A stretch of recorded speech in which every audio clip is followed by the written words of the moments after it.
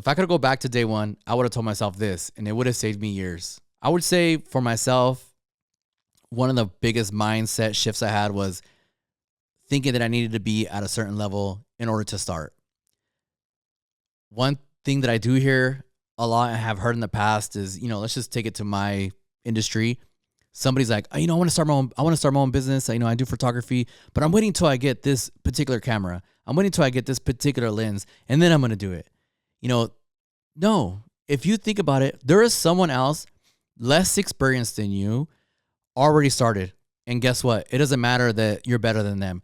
They're going to be past you. You got to think about that every day. Every day that I don't start, there's someone ahead of me that has less experience than me, that's doing better than me.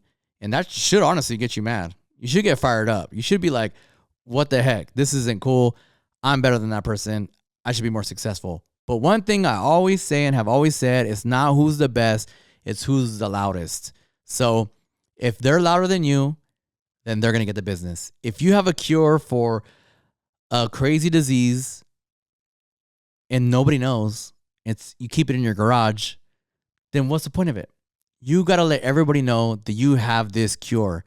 And it doesn't matter if someone else says they have the cure and you say you have the cure, but it ain't really it doesn't really work that well. It only saves X amount of people. Mine saves 100. Well, no one's going to know if you don't tell anybody. So my biggest mindset shift is don't wait until you think that you're ready. Just go for it. Do it. You're never going to know everything. Even when you are quote unquote ready, you're going to not know. You're going to commit to things that you have no idea how to accomplish, but you're going to have to get it done and you're going to make it happen. You got to run through these trials and tribulations. You cannot start a business and not have any issues. You're going to have issues. Even after, we're, 10 years in, 8 years in full time, right? When I quit my job, and we have issues. We have to figure out every day. Luckily, I have an amazing team that helps me, and they're a lot smarter than I am. So it's easier to solve these issues, but you're going to have issues. So don't wait for the perfect time. The perfect time is never going to come. Right away, start networking. Start building relationships to build your business. I hate the saying where people say that they built it on their own, self-made. I do not believe in that quote that says self-made. I could say that, right? I could say, oh, I'm self-made. I started from nothing. Yes, you started from nothing and you did take the initiative to do it, but it takes a tribe to make you successful. You might not even know them. Let's just say everybody you're related to or friends with doesn't even believe in you. But in order for you to be successful, someone had to give you an opportunity. Maybe it was a small one, and maybe it takes 1,000 small opportunities, 1,000 people to get you where you want to go. That to me it takes a community. Whether you know them or not, there is no such thing as self-made. It takes a community of people to make it happen. If I'm a plumber and I buy a truck and, start doing my job because I'm a really great plumber, you did that on your own. That's great. But it took your customers to build you. Like me, I bought a camera, and I knew how to make videos. Honestly, weren't that great at the beginning, but you build up, you get skills. But it took a bunch of customers to get me there. Same thing with construction or concrete, or if you're a guy that installs stereos, or you're a guy that does, dump runs, like you bought a truck, you bought a trailer, but you relied on people, a community, a tribe to do business with you in order to build your business. So for me, the whole thing, self-made, I don't really buy into that. I think it takes community. So the first thing you need to do is to start building a network, getting your name out there, meeting people that will do business with you. This is another big one. Avoid underpricing or saying yes to the wrong clients. It's hard when you're desperate in the beginning. And in the beginning, you might have to do this. You might have to do stuff for real cheap.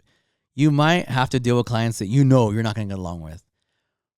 But you got to, once you build up a little bit of cash flow, you got some consistent clients, you got to make sure you know your value. Because people will pay you less if they can. Not everybody, but some people will. And also, when you meet a client, if you're going to mesh with them. And if you can feel like you guys aren't going to mesh, if it ain't meshing now, it ain't going to mesh later. And that's a hard pill to swallow, but it's a reality.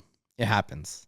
So you got to make sure you say yes to the right clients. My biggest thing, and at least in what we do, if I feel like a client doesn't see value in what we do from the beginning, like it's like they're doing us a favor. I know from the beginning, and I could ask my team, we all know that eventually it's going to bite us in the butt. They're going to be like, they're never going to, no, it doesn't matter results or anything. They're never going to see the full potential of what you do. They're always going to think to themselves that it's almost like they're doing you a favor. So choose your clients wisely and make sure you know your value. Go through your numbers, see the cost of what you're giving, and make sure you have a profit built into that. Another major thing that I see is focus on systems early. Systems save time, save money.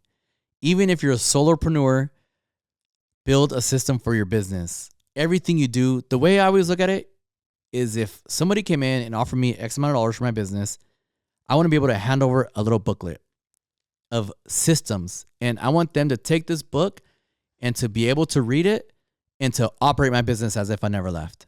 Everything you do needs a system. How we shoot videos needs a system. How we plan videos needs a system. How we conduct our meetings needs a system. How we do photography needs everything you do needs a system, because it's easier when you hire people on because they just fall into everybody here knows the system. And if you're not here or they're working closely with one of your teammates, they know how to train them based off of this system. So you got to build systems. It's going to save you money. It's going to save you time. And you are going to run a more efficient business. Systems are huge. Look at any successful business. Even where you work. Maybe you don't like where you work, but look at where you work. If it's successful, I guarantee they have a million systems running and you're a part of it. You're a part of one of the systems or part of multiple systems. So systems you cannot overlook. It will save you money. It'll be easier to hire people and it'll save you a lot of time. And the more time you get to save, you either get to spend that with your family or your friends, or you get to use the opportunity to make more money. So basically, to wrap all this up, these are all things I didn't know that I wish I would have known.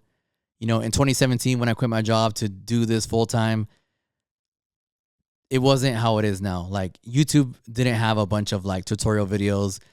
Instagram was not how it is now. Instagram, we literally in 2017 used to use Instagram to use the filters to take pictures, and then we would export the photo that we took with the Instagram filter to send it to our friends.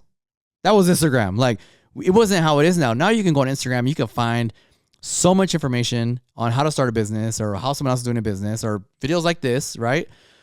So I would say those things that I just named off are things that will help you in your journey and will help you save time, make more money, and get rid of some headaches, not all of them.